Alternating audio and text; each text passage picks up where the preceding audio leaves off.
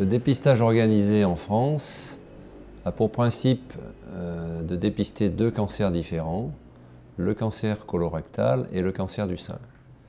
Les avantages du dépistage organisé, comme son nom l'indique, c'est de réguler le dépistage, de faire des invitations régulières et ainsi de suivre des cohortes de patients de façon à diminuer en principe la mortalité de ces deux cancers. ADOC est une association loi 1901 qui prend en charge le dépistage organisé sur le 0,5 et depuis le 1er janvier 2015 sur le 0,4. En ce qui concerne le côlon, le taux de participation dans le 0,5 est satisfaisant, de l'ordre de 40% sur 2 années. Il est nettement insuffisant sur le 0,4. Il y a deux sortes de dépistage. Donc d'abord l'hémoculte. On essaye d'avoir d'autres tests encore plus précis, mais ça, donc toute personne de 50 à 74 ans, donc sur le plan national, va recevoir donc un jour ou l'autre donc un test à effectuer.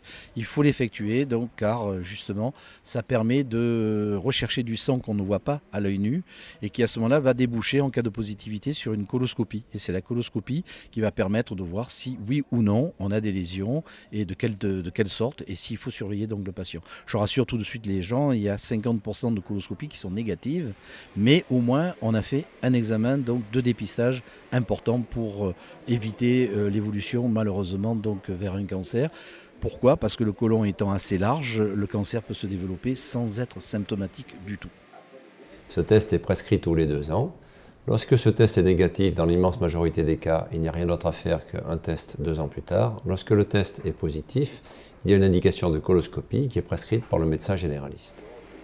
La plupart du temps, l'ambulatoire à 95% donc des cas, avec des préparations qui ont fait énormément donc de progrès, donc qui sont beaucoup moins pénibles. L'examen qui dure environ 10 minutes, un quart d'heure, avec parfois un peu plus longtemps s'il y a des polypes, bien entendu qu'il faut enlever, récupérer et analyser. Si ces polypes sont bénins, à ce moment-là, la plupart du temps, c'est un contrôle dans les 5 ans. Si ces polypes sont malins, mais qu'on a pu donc les enlever entièrement, le patient donc est guéri. Et sinon, donc, va déboucher sur une chirurgie en cas d'évolution maligne plus évoluée. Les cancers colorectaux sont les plus fréquents des cancers digestifs. Ce sont des cancers dont le pronostic est lié au stade de la maladie. Et ce lien est clairement établi. Le pronostic est d'autant meilleur que le cancer est pris à un stade précoce. Et c'est donc tout l'intérêt de faire le diagnostic, notamment par le dépistage.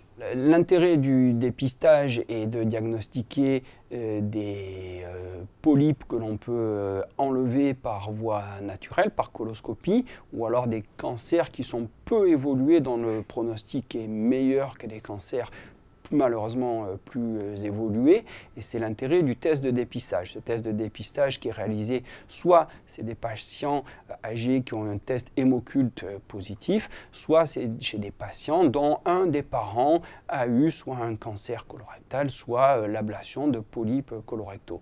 Cette prise en charge motivée par un dépistage qui a été positif permet de traiter des lésions moins évoluées dont le pronostic est meilleur. En 2015, nous allons essayer d'améliorer la participation faible du 0,4 par 2 mesures. Une mesure au plan national, qui est le passage du test hémoculte au test immunologique, qui est beaucoup plus performant, sans rentrer dans les détails techniques.